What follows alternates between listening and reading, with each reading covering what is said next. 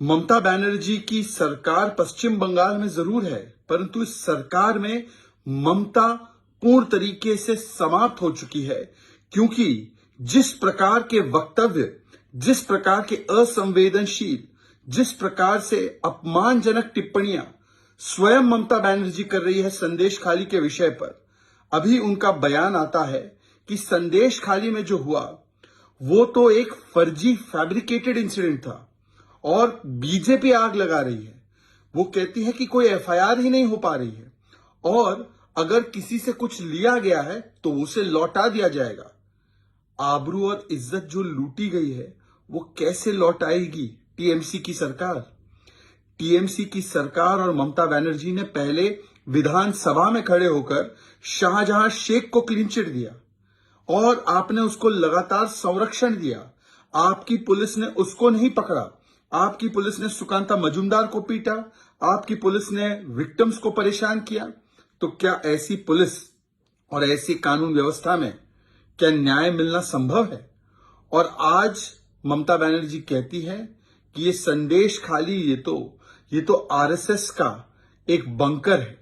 लगातार महिलाओं पर, पीड़ितों पर, जिनका शोषण हुआ, ऐसी अनुसूचित जाति से आने वाली महिलाओं पर, हिंदू महिलाओं पर, उन्हीं पर आरोप लगाया जा रहा है और शाहजहां शेख को संरक्षण दिया जा रहा है टीएमसी के द्वारा। ममता बनर्जी जी, एनसीडब्ल्यू हो, नेशनल कमीशन फॉर वुमेन, या शेड्यूल कास्ट कमीशन हो, ये सारे लोग कह रहे हैं कि उन महिलाओं का दर्द जो है उसे सुनकर उस पर कार्रवाई होनी चाहिए। परंतु ये कोई पहली बार नहीं है कि आपने तो पीड़ितों पर ही दोष डालने का काम किया है। Park street rape case, Nadia rape case, post पोल वायलेंस में जो बलात्कार हुए, जो मॉलेस्टेशन हुए, इन सभी जगहों पर आपने टीएमसी के तालिबानी मानसिकता और कल्चर वाले गुंडों को संरक्षण दिया और आज भी आप संरक्षण दे रही है ऐसी तालिबानी मानसिकता रखने वाले, शोषण करने वाले लोगों से। पर सवाल यह भी बनता है कि आज कांग्रेस का एक तबका तो वहां पर न्याय मांगने पहुंच गया, पर राहुल गांधी और प्रियंका वाड्रा कुछ नहीं बोल पा रहे। पूरे देश में तो ये भ्रमण करते हैं। इंडी गठबंधन के जो बाकी के दल हैं वो भी कुछ नहीं बोल पा रहे, हालांकि संविधान बचाओ, महिलाओं के अधिकारों के लिए लगातार बोलते हैं।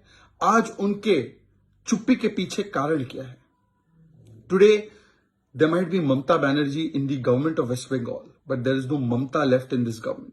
The manner in which the insulting, obnoxious and very disheartening statements are coming from Mamta Banerjee one after the other on Sandesh Khali. First, she stood up in assembly and gave a clean check to Shahjah Sheikh. And she did victim shaming and victim blaming, saying that Sandesh Khali was RSS bunker. And now she has come out and said it is a fabricated incident, no FIR is being filed. And she has said whatever has been taken will be returned back. How will you return the izzat and abru of the women, the Anusuchit Jati women who have been brutalized and sexually assaulted by Shahjahn Sheikh and his henchmen? And how will there be any kind of nyay if the police acts in a partisan manner? It does not stop Shahjahn Sheikh. It stops the Karyakartas of BJP, Sukanta Majumdar and others. It brutalizes them. The delegation is stopped of the BJP. What is the truth that you're trying to hide, madam? And this is the approach not just in this case, but in case after case, the women are victim shamed. Whether it's Park Street rape case, Nadia rape case, post-poll violence case, and the TMC Talibani mindset and culture goons who are indulging in this kind of systematic sexual exploitation are being protected by Mamta Banerjee. Today the question is not just for Mamta Banerjee.